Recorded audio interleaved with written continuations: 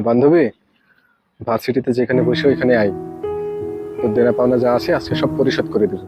তুই সত্যি বলছিস? তুই এবার সব টাকা পরিশোধ করে দিবি? তুই 5 মিনিট দাঁড়া, আমি এক্ষুনি আসছি। বন্ধু, তুই মজা করছিস না তো? সত্যি আমার টাকাগুলো দিবি? হ্যাঁ, আজকে তো সব টাকা পরিশোধ করে দেবো। এই নে 2000, যেটা ঘুরতে যাওয়ার সময় নিয়েছিলাম। আমার তো বিশ্বাসই হচ্ছে না যে তুই আমার টাকাগুলো দিচ্ছিস।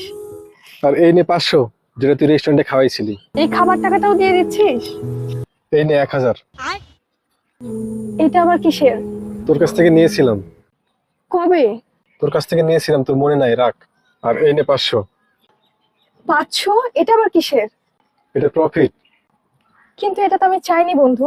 এটা আমার কর্তব্য, রাখ, আমি ভালোবেসে দিয়েছি।